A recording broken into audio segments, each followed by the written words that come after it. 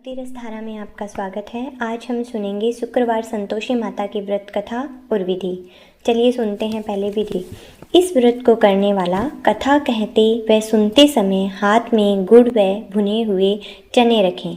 सुनने वाला संतोषी माता की जय, संतोषी माता की जय इस प्रकार जय जयकारा मुख से बोलते जाएं। कथा समाप्त होने पर हाथ का गुड़ चना गौ माता को खिलाएं। कलश में रखा हुआ गुड़ चना सबको प्रसाद रूप में बांट दें। कथा से पहले कलश को जल से भरें, उसके ऊपर गुड़ चने से भरा कटोरा रख दें। कथा समाप्त होने और आरती होने के बाद कलश के जल को घर में सब जगहों पर छिड़कें और बचा हुआ जल तुलसी की क्यारी में डाल दें। 1.25 रुपये का गुड़ चना लेकर माता का व्रत करें। 1.25 आने का गुड़ लें तो भी कोई आपत्ति नहीं है। गुड़ घर में हो तो ले लेवें, विचार न करें, क्योंकि माता भावना की भूखी हैं, कम ज़्यादा का कोई विचार नहीं करती। इसलिए जितना अर्पण करें श्रद्धा और प्रेम से प्रसन्न मन हो व्रत करना चाहिए। व्रत के उद्यापन में 2.5 सेर खाजा, मोमनीदार पूड़ी, खीर, चने का साग नैवेद्य रखें। घी का दीपक जला संतोषी माता की जय जयकार बोलें, नारियल फोड़ें। इस दिन घर में कोई खटाई न खावें और न आप खावें न किसी को खाने दें। इस दिन 8 लड़कों को भोजन करावें। देवर जेठ घर कुटुंब के लड़के मिलते हों तो दूसरों को बुलाना नहीं। कुटुंब में न मिले तो ब्राह्मण के, रिश्तेदारों के या पड़ोसियों के लड़के बुलावें। उन्हें खट्टाई की कोई वस्तु न दें और भोजन कराकर यथाशक्ति दक्षिणा दें। नगद पैसा न दें, कोई वस्तु दक्षिणा में न दें। व्रत करने वाला कथा सुन प्रसाद लें, एक समय भोजन करें। इस तरह से माता अत्यंत खुश होगी और दुख दरिद्रता दूर होकर मनोकामना पूर्ण होगी। संतोषी माता की जय। प्रारंभ करते हैं माता की व्रत कथा। एक बुढ़िया थी और उसके 7 पुत्र थे। 6 कमाने वाले थे, एक निकम्मा था। बुढ़िया माँ 6 पुत्रों की रसोई बनाती, भोजन कराती और जो कुछ पीछे बचता सो 7वें पुत्र को दे देती थी। परंतु वह बड़ा भोला भाला था, मन में कुछ विचार न करता था। एक दिन अपनी बहू से बोला, देखो मेरी माता का मुझ पर कितना प्यार है। वह बोली, क्यों नहीं, सबका जूठा बचा हुआ तो तुमको खिलाती है। वह बोला, भला ऐसा भी कहीं हो सकता है? मैं जब तक अपनी आंखों से न देख लूं मान नहीं सकता। बहू ने हंस कर कहा, तुम देख लोगे तब तो मानोगे। कुछ दिन बाद बड़ा त्योहार आया। घर में 7 प्रकार के भोजन और चूरमे के लड्डू बने। वह जांचने के लिए सिर दर्द का बहाना कर पतला कपड़ा ओढ़ कर रसोई घर में सो गया और कपड़े में से सब कुछ देखता रहा। 6 भाई भोजन करने आए। उसने देखा माँ ने सबके लिए सुंदर आसन बिछाए, 7 प्रकार की रसोई परोसी और वह आग्रह करके जिमाती है। वह देखता रहा। 6 भाई भोजन करके उठे तब माता ने उनकी जूठी थालियों से लड्डू के टुकड़ों को उठाया और एक लड्डू बनाया। जूठन साफ कर बुढ़िया माँ ने पुकारा, उठो बेटा, 6 भाई भोजन कर गए हैं, अब तू ही बाकी है, उठना, कब खाएगा? वह कहने लगा, माँ मुझे भोजन नहीं करना है, मैं परदेश जा रहा हूँ। माता ने कहा, कल जाता हो तो आज ही जा। वह बोला, हाँ हाँ आज ही जा रहा हूँ। यह कहकर वह घर से निकल गया। चलते समय बहू की याद आई। वह गौशाला में उपले पात रही थी। वहां जाकर बोला, हम जावें परदेश को, आवेंगे कुछ काल, तुम रहियो संतोषी, धर्म अपनो पाल। वह बोली, जाओ पिया आनंद से, हमरू सोच अटाए, राम भरोसे हम रहें, ईश्वर तुम्हें सहाय। देख निशानी आपरी, देख दुरु में धीर, सुधी हमरी मत बिसारियो, रखियो मन गंभीर। वह बोला, मेरे पास तो कुछ नहीं है, यह अंगूठी है सो ले लो और अपनी कुछ निशानी मुझे दे दो। वह बोली, मेरे पास क्या है, यह गोबर भरा हाथ। यह कहकर पीठ पर गोबर के हाथ की थाप मारती वह चल दिया। चलते चलते दूर देश में जा पहुंचा। वहां पर एक साहूकार की दुकान थी। वहां जाकर रहने लगा। भाई मुझे कोई नौकरी पर रख लो। साहूकार को जरूरत थी, बोला रह जा। लड़के ने पूछा, तनख्वाह क्या दोगे? साहूकार ने कहा, काम देखकर दाम मिलेगा। साहूकार की नौकरी मिली। वह सवेरे 7 बजे से रात तक नौकरी बजाने लगा। कुछ दिनों में दुकान का सारा लेन देन, हिसाब किताब, ग्राहकों को माल बेचना, सारा काम करने लगा। साहूकार के 7-8 नौकर थे। वे सभी चक्कर खाने लगे कि यह तो बहुत होशियार बन गया है। सेठ ने भी काम देखा और 3 महीने में आधे मुनाफे का साझेदार बना दिया। वह 12 वर्ष में ही नामी सेठ बन गया और मालिक सारा कारोबार छोड़कर बाहर चला गया। अब बहू पर क्या बीती सो सुनो। सास ससुर उसे अत्यंत दुख देने लगे। सारी गृहस्थी का काम करके उसे जंगल में लकड़ी लेने भेजते। इस बीच घर की रोटियों के आटे से जो भूसी निकलती थी उसकी रोटियां बनाकर रख दी जाती थी और फूटे नारियल के खोपरे में पानी। इस तरह दिन बीत रहे। एक दिन वह लकड़ी लेने जा रही थी कि रास्ते में बहुत सी स्त्रियां संतोषी माता के व्रत करती दिखाई दी। वह वहां खड़ी हो कथा सुनकर बोली, बहनों, यह तुम किस देवता के व्रत करती हो और इसके करने से क्या फल मिलता है? इस व्रत के करने की विधि क्या है? यदि तुम अपने व्रत का विधान मुझे समझा कर कहोगी तो मैं तुम्हारा एहसान मानूंगी। तब उनमें से एक स्त्री बोली, सुनो, यह संतोषी माता का व्रत है। इसके करने से निर्धनता दरिद्रता का नाश होता है, घर में लक्ष्मी आती है, मन की चिंताएं दूर होती है, घर में सुख होने से मन को प्रसन्नता और शांति मिलती है, निपुत्र को पुत्र मिलता है, प्रीतम बाहर गया हो तो जल्दी आता है, कुंवारी कन्या को मनपसंद वर मिलता है, राज द्वारे में बहुत दिनों से मुकदमा चलता हो तो वह खत्म हो जावे, सब तरह की सुख शांति हो, घर में धन जमा हो, पैसे जायदाद का लाभ हो, रोग दूर हो जावे और जो कुछ मन में कामना होती है वे सब संतोषी माता की कृपा से पूरी हो जाए, इसमें कोई संदेह नहीं है। वह पूछने लगी, यह व्रत कैसे किया जाए, यह भी बताओ तो आपकी बड़ी कृपा होगी। स्त्री कहने लगी, 1.25 रुपये के गुड़ चने लेना, इच्छा हो तो 5.25 रुपये का लेना या 11.25 रुपये का भी सहूलियत के अनुसार लेना, बिना परेशानी श्रद्धा और प्रेम से जितना बन सके सवाया लेना, 1.25 रुपये 5.25 रुपये, इससे भी ज़्यादा शक्ति और भक्ति के अनुसार लें। हर शुक्रवार को निराहार रहकर कथा सुनना, कहना, इसके बीच कर्म न टूटे, लगातार नियम का पालन करना, सुनने वाला कोई न मिले तो घी का दीपक जला उसके आगे जल से भरा पात्र रखकर कथा कहना, परंतु नियम न टूटे, जब तक कार्य सिद्ध न हो नियम का पालन करना और कार्य सिद्ध हो जाने पर ही व्रत का उद्यापन करना। 3 मास में माता फल पूरा करती है। यदि किसी के खोटे ग्रह हो तो माता 1 वर्ष में अवश्य कार्य को सिद्ध करती है। कार्य सिद्ध हो जाने पर ही उद्यापन करना, बीच में नहीं। उद्यापन में 2.5 सेर आटे का खाजा करना, इसी परिणाम से खीर तथा चने का साग करना, 8 लड़कों को भोजन कराना, जहाँ तक संभव हो सके देवर जेठ भाई बंधु को न मिले तो रिश्तेदार और पड़ोसियों के लड़के बुलाना, उन्हें भोजन कराना, यथाशक्ति दक्षिणा दे माता का नियम पूरा करना। उस दिन घर में कोई खटाई न खावे। यह सुनकर बुढ़िया के लड़के की बहू चल दी, रास्ते में लकड़ी के बोझ को बेच दिया और उन पैसों से गुड़ चना ले माता के व्रत की तैयारी कर आगे चली और सामने मंदिर देख पूछने लगी, यह मंदिर किसका है? सब कहने लगे, संतोषी माता का मंदिर है। यह सुनकर माता के मंदिर में जा माता के चरणों में लौटने लगी। दीन होकर विनती करने लगी, माँ, मैं निपट मूर्ख हूँ, व्रत के नियम कुछ नहीं जानती हूँ, मैं बहुत दुखी हूँ। हे माता जगननी, मेरा दुख दूर करो, मैं तेरी शरण में आई हूँ माता, मुझ पर दया करो। एक शुक्रवार बीता ही कि दूसरे शुक्रवार को उसके पति का पत्र आया, तीसरे शुक्रवार को उसका भेजा हुआ पैसा आया। यह देखकर जेठानी मुँह सिकुड़ने लगी, इतनों दिनों बाद पैसा आया, इसमें क्या बड़ाई है। लड़के ताने देने लगे, अब तो काकी के पास पत्थर आने लगे हैं, रुपए आने लगे हैं, अब तो काकी की खातिरदारी बढ़ेगी, अब तो काकी बुलाने पर भी नहीं बोलेगी। बेचारी सरलता से कहती है, भैया पत्थर आए हैं, रुपए आए हैं तो हम सब के लिए अच्छा है।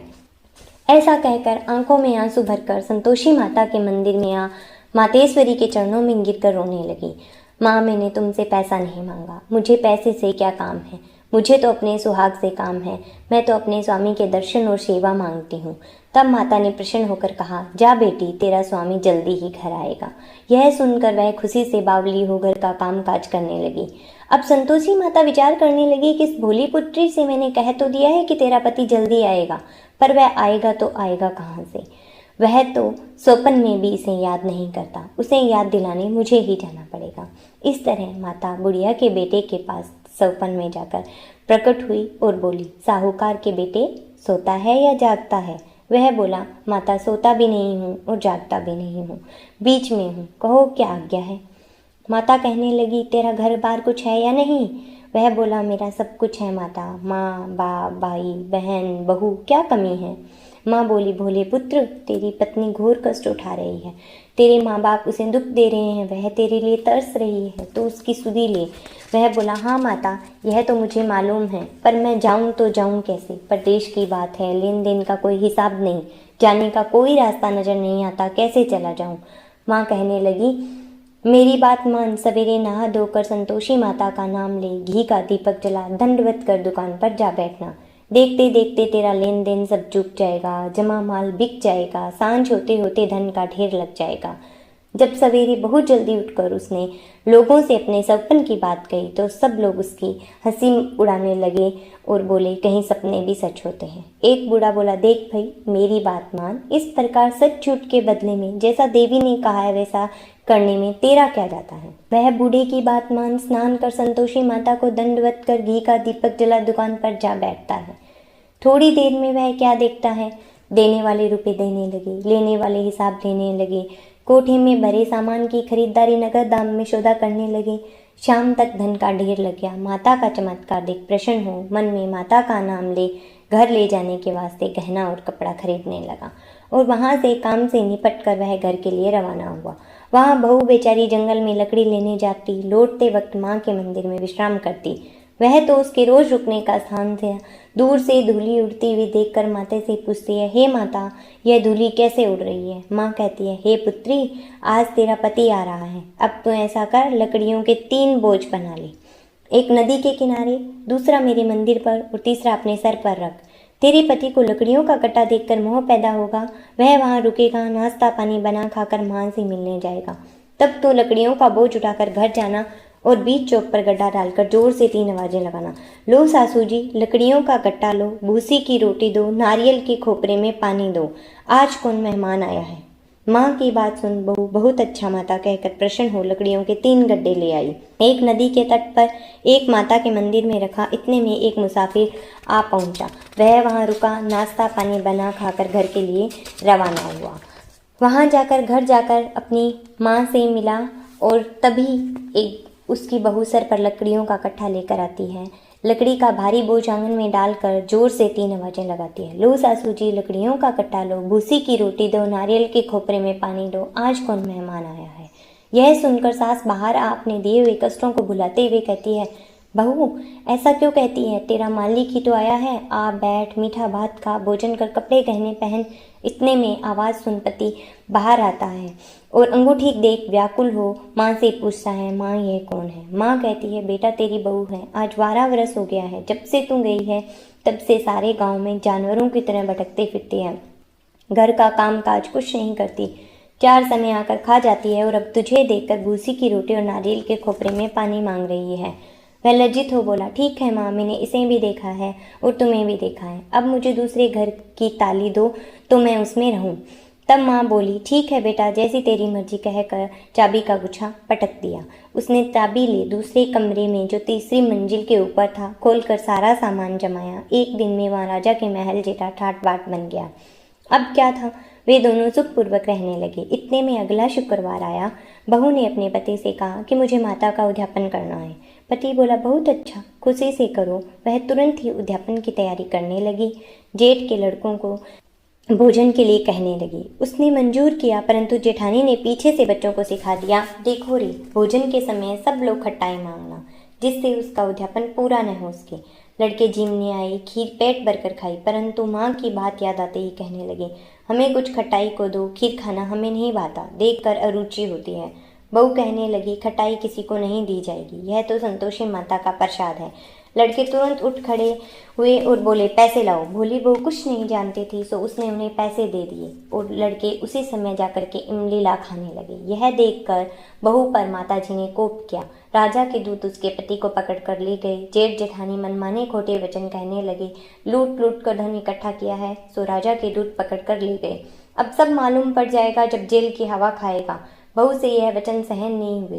वह रोती रोती माता के मंदिर में गई। हे माता, यह तुमने क्या कर दिया, हंसा कर अब क्यों रुलाने लगी हो। माता बोली, पुत्री, तूने उद्यापन में मेरा व्रत भंग किया है। इतनी जल्दी सब बातें भुला दी। वह कहने लगी, माता, भूली तो नहीं हूँ, न मैंने कोई अपराध किया है, मुझे तो लड़कों ने भूल में डाल दिया, मैंने भूल में उन्हें पैसे दे दिए, मुझे क्षमा कर दो माँ। माँ बोली, ऐसी भी भूल कहीं होती है। वह बोली, माँ मुझे माफ़ कर दो, मैं फिर से तुम्हारा उद्यापन करूँगी। अब बताओ वह वापस कैसे आएंगे। माँ बोली, जा पुत्री, तेरा पति तुझे रास्ते में ही आता हुआ मिलेगा। वह घर को चली। राह में उसका पति आता हुआ मिला। उसने पूछा, तुम कहाँ गए थे। तब वह कहने लगा, इतना सारा धन कमाया था, उसका टैक्स राजा ने मांगा था, वही भरने गया था। वह प्रसन्न हो बोली, भला अब घर चलो। कुछ दिन बाद फिर शुक्रवार आया। वह बोली, मुझे माता का उद्यापन करना है। पति ने कहा, करो। वह फिर से जेठ के लड़कों से भोजन के लिए कहने गई। जेठानी ने एक दो बातें सुनाई और लड़कों को सिखा दिया कि तुम पहले की तरह खट्टाई मांगना। लड़के कहने लगे, हमें खीर खाना नहीं भाता, जी बिगड़ता है, कुछ खट्टाई को देना। वह बोली, खटाई खाने को नहीं मिलेगी, खाना है तो खाओ, नहीं तो जाओ। वह ब्राह्मण के लड़कों को बुलाकर भोजन कराने लगी। यथाशक्ति दक्षिणा की जगह एक एक फल दिया। इससे संतोषी माता प्रसन्न हुई। माता की कृपा से 9वें मास को उसको चंद्रमा के समान सुंदर पुत्र प्राप्त हुआ। पुत्र को लेकर प्रतिदिन वह माता के मंदिर में जाने लगी। माँ ने सोचा कि यह रोज आती है, आज क्यों न मैं इसके घर चलूं, इसका आसरा देखूं तो सही। यह विचार कर माता ने भयानक रूप बनाया।